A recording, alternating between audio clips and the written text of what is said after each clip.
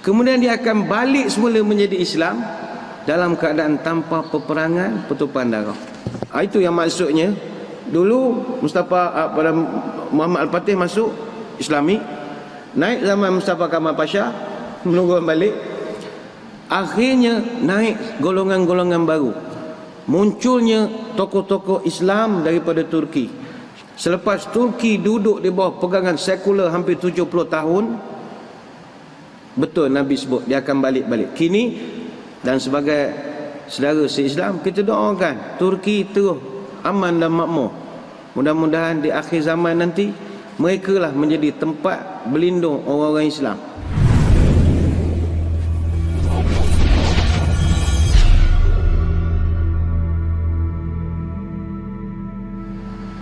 Namun antara tanda kiamat sebelum keluarnya Dajjal adalah penaklukan kota Konstantinopel. Ini ada diterangkan dalam surat 167 Muqaddimah. Dan disebutkan senjata orang Islam ketika itu, ketika mendapatkan semula Konstantinopel, hanyalah takbir dan juga tahlil. Surat 167 ada hadisnya, sami'tum bimadinatin janibun minha fil barri wa janibun minha fil bahri. Qalu na'am ya Rasulullah. Nabi tanya, kata Abu Hurairah, pernahkah kamu dengar ada satu kota yang satu bahagiannya ada di darat, sementara satu bahagian lagi ada di lautan? Sahabat jawab, ya, kami pernah dengar ya Rasulullah. Qal la taqumu sa'atu hatta yaghzuha 70,000 min bani Ishaq fa idza ja'uha nazalu.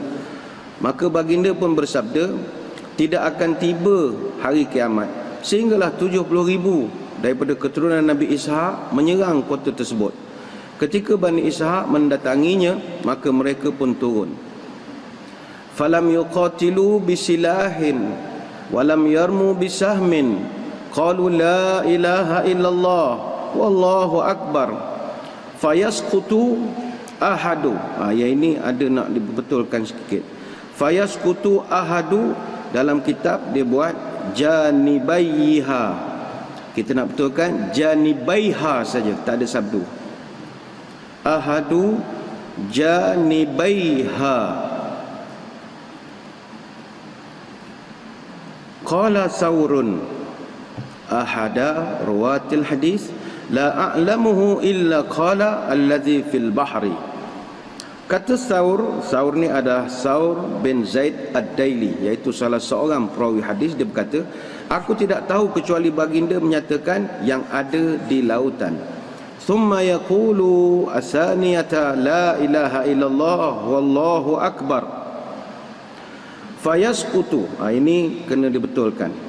Bukannya ini dia, saya ingat typing error tu memang hilang satu matan, satu baris. Saya ingat kalau tuan-tuan perempuan nak tulis pun payah juga nak menulis ni. Saya bacakan je lah ya. Summa yaqulu saniyata la ilaha illallah wallahu akbar fayasqutu janibuhal akharu. Memang tak ada lah dalam kitab. Summa yaqulu la ilaha illallah wallahu akbar fayufarraju. Barulah ada. Betulkan, bukan fayafruju, fayufarraju lahum. Lalu mereka mengucapkan la ilaha illallah Allahu akbar untuk kali ketiga, fayufarraju, diberikan kelapangan pada mereka. Fayadkhuluha, ada tambahkan ha di situ, ha lepas tu alif. Fayaghnamu, fayadkhuluha fayaghnamu, bukan fayaghnimu. Fabainama hum yaqtasimuna, tambahkan ta di situ. Ini hadis yang muka surat 167 baris kedua sebelum akhir. Fabainama hum yaqsimuna, salah, yang betul fabainama hum yaqtasimuna al-ghanaima iz ja'ahumus sarikhu faqal, maka mereka pun masuk ke dalamnya, yakni ke dalam kota itu, dan menemui harta rampasan perang. ketika mereka sedang membahagi-bahagikan harta rampasan perang, tiba-tiba datang orang yang berteriak meminta tolong. Orang tu mengatakan, Innad Dajjal Sorihu. Ini betulkan juga Al-Ghanaima iz ja'ahumus sarihu, bukannya ha, sarihu, sarih. Datang orang menjerit-jerit, sarih. Faqala innad dajjala qad kharaja. Kata orang ni, oi, Dajjal dah keluar, Dajjal dah keluar. Fayatrukuna kulla syai'in wa yarji'una. Lalu mereka meninggalkan segala yang mereka ada atau segala sesuatu dan mereka kembali lagi. Hadis dalam Sahih Muslim, kitab Al-Fitan. Baik, kita lihat hadis ini. Pertama yang Nabi sebut, janibun minha fil barri wa janibun minha fil bahri. Nabi menyebut bahawa kota ini separuh duduk di darat, separuh duduk di laut. Memang kota Konstantinopel ataupun Istanbul, kota ni ada teluk yang mengelilingi dua sisi kota itu. Sebelah timur dan utara dia ada lautan, sebelah barat dan sebelah selatan itu darat. Dan dia dikelilingi oleh Bosphorus, Marmara dan juga Golden Horn. Jadi indikator yang pertama memang tepatlah Istanbul. Dr. Taha Zaini dalam tahqiqnya terhadap kitab Al-Bidayah wan Nihayah fil Fitan wal Malahim karya Ibnu Katsir, ni kita boleh tengok pada muka surat 168, ada sesuatu yang muskil dalam ungkapan hadis ini, iaitu yaghzuha sab'una alfan min Bani Ishaq, iaitu sehingga 70,000 orang dari Bani Ishaq menyerangnya. Kata dia ini kerana bangsa Rom adalah keturunan Ishaq, kerana mereka dari keturunan Ashis bin Ishaq bin Ibrahim Al-Khalil alaihi salam. Jadi logiknya, bagaimana penaklukan Konstantinopel dilakukan oleh mereka sendiri. Ini hujah daripada beliau. Al-Qadhi Iyad mengatakan, memang itulah ungkapan yang ada dalam Sahih Muslim, iaitu perkataan mim Bani Ishaq, Bani Ishaq. Namun dalam syarah An-Nawawi li Sahih Muslim, sebahagian dari mereka berkata yang terkenal lagi terjaga ungkapannya adalah mereka itu dari Bani Ismail. Inilah makna yang ditunjukkan oleh hadis, kerana yang dimaksudkan sebenarnya mereka akan dimasuki balik oleh orang-orang Arab.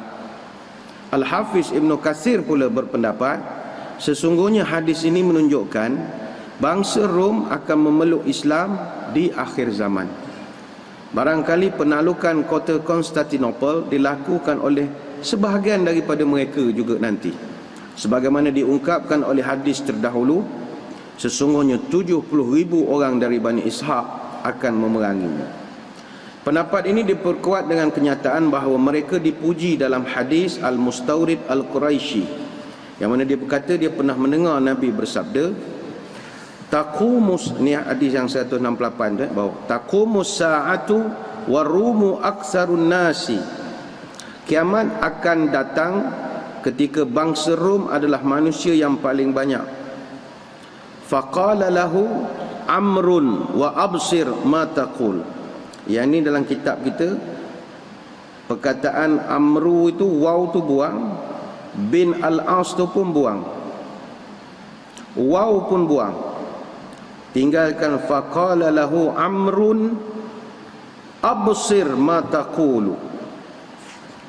Lalu Amru berkata kepada Al-Mustawrid, sila jelaskan apakah yang kamu katakan. Qal aqulu, ni banyak nak kena baiki ni, saya bacalah tak tertulis ni tuan-tuan ni. Qala aqulu ma sami'tu min Rasulillahi sallallahu alaihi wasallam. Kata dia, saya akan bercakap dari apa yang saya dengar sendiri daripada Nabi. Qala la in qulta zalika inna fihim la khisalan arba'an. Dia berkata, jika demikian yang engkau ungkapkan, maka sesungguhnya di dalam diri mereka ada 4 keistimewaan. Innahum la ahlamun nasi inda fitnatin wa asra'uhum ifaqatan ba'da musibatin wa awsyakuhum karratan ba'da farratin wa khairuhum limiskinin. Dalam kitab ni baru ada wa khairuhum lil miskinin wa yatimin wa dha'ifin, muka surat 169 baris hak kedua terakhir. Wa khamisatan hasanatun jamilatun wa amna'uhum min zulmil muluki. Ini tuan-tuan tak payahlah betulkan, banyak sangat kalau nak dibetulkan.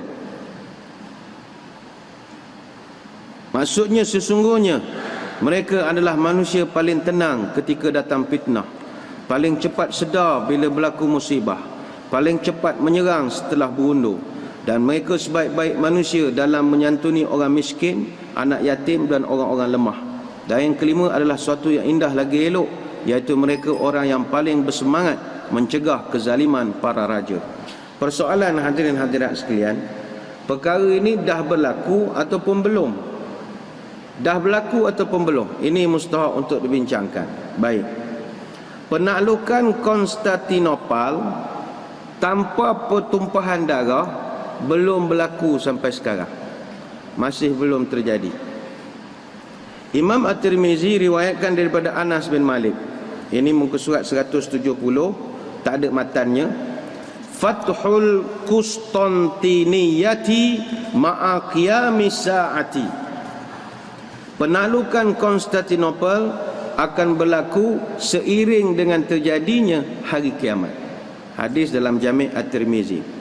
Kemudian kata Imam At-Tirmizi, Mahmud, iaitu Mahmud bin Ghailan, guru kepada Imam At-Tirmizi, pernah berkata, hadis ini gharib. Konstantinopel adalah sebuah kota di Rom, ditakluk ketika Dajjal keluar. Sedangkan Konstantinopel yang dulu telah ditaklukkan pada zaman sahabat lagi. Ini pendapat-pendapat daripada guru dia. Namun Dr. Taha Zaini dalam tahqiqnya terhadap kitab Al-Bidayah wan Nihayah wal fil Fitan wal Malahib, dia mengatakan yang benarnya adalah Konstantinopel tidak pernah ditakluk pada zaman sahabat. Ini perbahasan ulama. Kerana Muawiyah radhiyallahu anhu ketika itu hanya wakilkan anaknya saja bernama Yazid untuk pergi ke Istanbul dan membawa pasukan pergi menyerang. Yang ikut masa itu adalah Abu Ayyub Al-Ansari radhiyallahu anhu. Mungkin tuan-tuan pernah dengar cerita ini. Abu Ayyub Al-Ansari ini adalah orang yang Nabi naik unta dia, Nabi ketika hijrah, orang ngajak tidur di rumah macam-macam. Nabi kata beginilah, mana unta kawan berhenti, situ kawan tidur. Jadi unta Nabi berhenti di rumah Abu Ayyub Al-Ansari.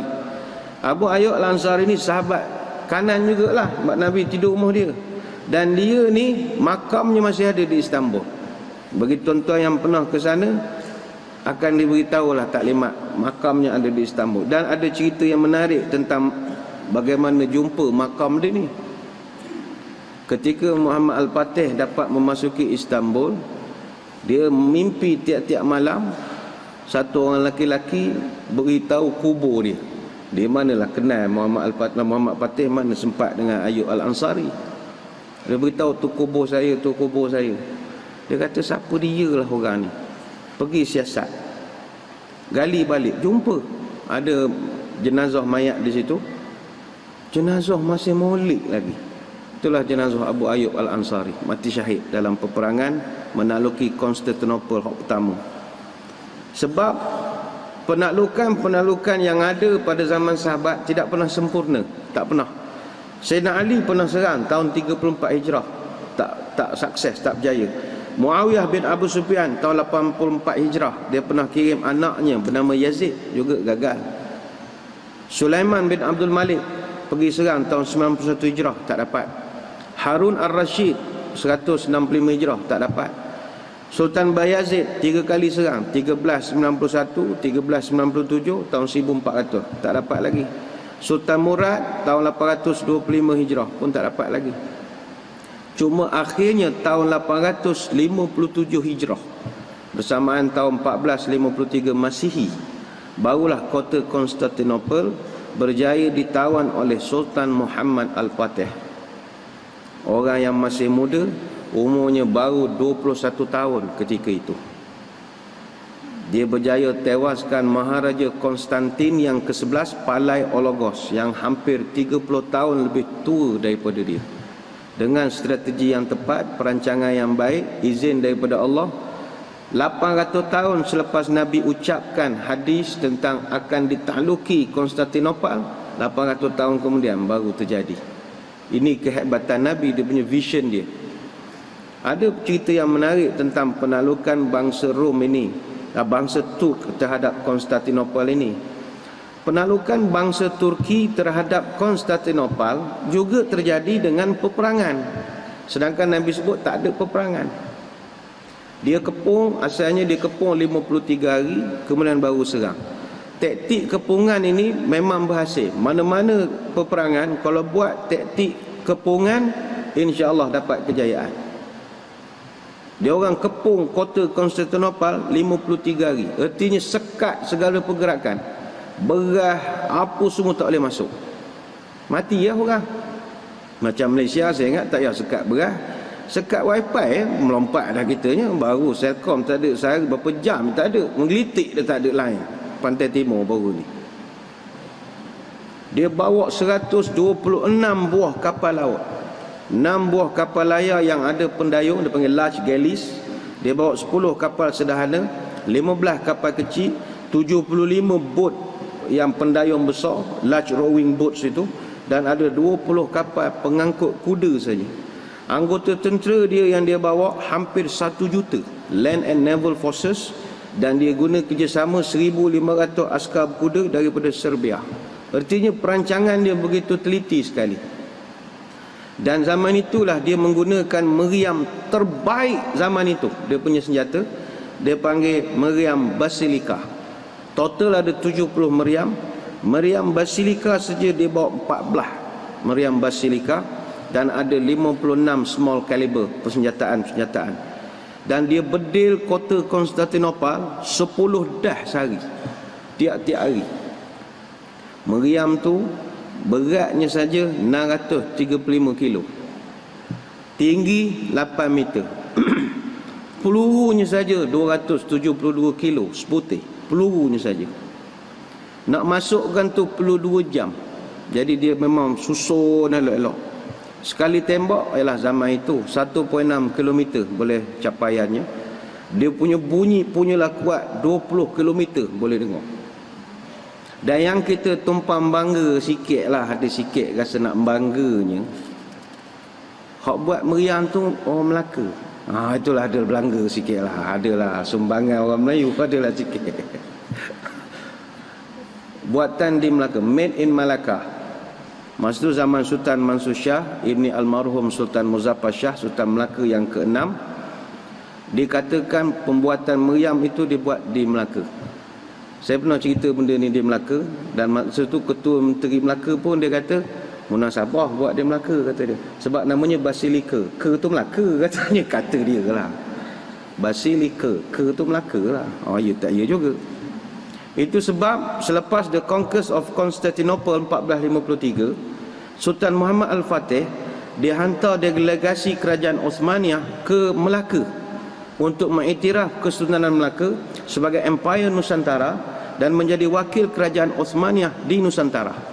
Dan selepas itu Sultan Mansur diberi gelaran Mansur Pasha. Dan ini ada rekodnya. Ini bukan cerita dalam majalah tak. Ini ada rekod rasminya. Takkan Turki nak bagi saja-saja Mansur Pasha, mesti ada sumbangan. Maka munasabahlah kalau ada orang hipotesis mengatakan meriam itu orang Melaka yang buat. Hebatlah orang Melaka. Baik, hadis tadi kalau kita baca balik, hadis itu mengatakan negeri itu akan kembali ke tangan orang kafir dan nanti akan ditaklukkan kembali dengan penaklukan terakhir. Kalau tuan-tuan yang membaca geopolitik dunia, saya ingat dah boleh nampak perjalanan cerita ini. Dulu penaklukan yang berlaku semua peperangan. Sedangkan Nabi beritahu tak ada peperangan. Muhammad Al-Fatih ke apa. Kemudian Nabi sebut negeri itu akan balik semula jadi kafir. Ataupun selepas dia dah jadi Islam, dia balik semula jadi tak berapa nak Islam. Kemudian dia akan balik semula menjadi Islam dalam keadaan tanpa peperangan, pertumpahan darah. Saya ingat tuan-tuan sudah mula nampak perjalanan apa yang berlaku di Turki. Dalam konteks sekarang, apa yang dikatakan dia dulu kafir, Islam, kafir, Islam balik. Selepas tumbangnya Daulah Uthmaniyah pada tahun 1924, muncullah satu kerajaan dipanggil Kerajaan Turki Moden, yang mana mereka ni mengamalkan dasar sekular 100%, pengasingan agama dari semua aspek kehidupan. Bayangkanlah nama Islambul dia tukar. Dia fobia dengan istilah Islambul tu maknanya lots of Islam. Dia tukarkan kepada Istanbul, yang menukarnya the founder of modern Turkey, iaitu Mustafa Kemal Pasha. Sehingga kan azan pun mereka tak benarkan dalam bahasa Arab. Sampai begitu. Mereka tukar 100%. Tahun 1932, 18 Julai, dia keluarkan arahan azan mesti dalam bahasa Turki. Dia punya semangat cinta bahasa dia luar biasa sangat. Nasionalisnya begitu tinggi. Selama 18 tahun azan di Turki menggunakan bahasa Turki. Tanra uludur, tanra uludur, subhizis bilirim bildirim, tanra dan başka yoktur tapaca. Memang kelakop tu. Tanra uludur, Allahu Akbar, Allahu Akbar. Subhizis bildirim bildirim, tanra dan başka yoktur tapaca, asyhadu an la ilaha illallah. Subhizis bilirim bildirim, tanranin elçisidir Muhammad, asyhadu anna Muhammad Rasulullah. Haydin namaza haydin namaza haydin falaha, hayyal salah hayyal falah. Tanra uludur, Allahu Akbar, Allahu Akbar. Tanra dan başka yoktur tapaca, la ilaha illallah. Tukar habis. Azan public tak dibenarkan. Tapi akhirnya Perdana Menteri Adnan Menderes, dia atas desakan ketika itu telah membenarkan kembali azan dalam bahasa Arab. Tapi sebab lama sangat tinggal bahasa Arab, akhirnya orang dia, sebutan dia dah keras sangat dah. Kalau tuan-tuan pergi ke Turki sekarang okey lah, dah ramai hafil Quran. Dulu la ilaha illallah, dia sebut kak kan jadi ce kan. Allahu Akbar, Allahu Akbar. Kita nak terguling suka. Hatta kalau tuan-tuan puan-puan pergi umrah, geng-geng Turki kan pakai baju jaket. Dia baju jaket. Dia kalau borak dengan orang teksi Mekah, dia kata manusia paling bakhil sekali dalam dunia ni orang Turki. Dia sanggup naik lori kambingnya pergi Masjidil Haram, tak ingin dia naik teksi. Dia orang kira betul. Kata dia orang lah, geng-geng driver teksi Arab ni membawa. Tuan-tuan pernah nak buat orang Turki shopping? Mana ada? Masuk bin Daud subuh kita, tak ada. Kita Excel beli timun bin Daud, Excel orang Malaysia. Mana ada orang Turki shopping? Orang Malaysia je betul. Orang Bangla sana pandai cakap Melayu, boleh cakap Turki. Hajar murah-murah Malaysia bagus. Malu apa bosku? Geng Arab ni pandai betul, dia tahu hal kita. Orang Turki tak ada, tak nyoping, tak apa. Kalau tuan-tuan dengar orang Turki baca talbiyah, guling kita suka. Labbaik Allahumma labbaik, labbaik cara cari cala baik, innal hamda wan ni'mata. Kesan. Begitu lama mereka Islam tu baru nak naik semula. Itu yang maksudnya. Dulu Mustafa pada Muhammad Al-Fatih masuk Islami, naik zaman Mustafa Kemal Pasha, menunggu balik. Akhirnya naik golongan-golongan baru. Munculnya tokoh-tokoh Islam daripada Turki.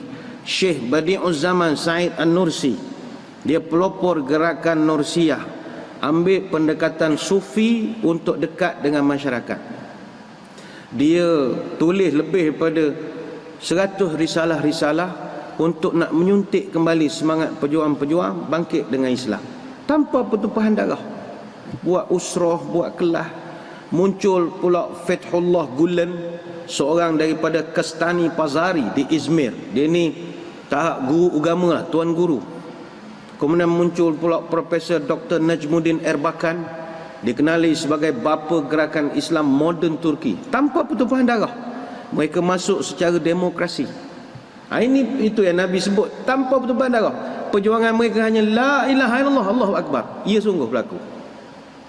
Diteruskan legasinya oleh Recep Tayyip Erdogan. Erdogan nama besar. Pemimpin sekarang kalau nampak hebat, tanpa namanya Erdogan. Nampak hebat. Erdogan ni hebat.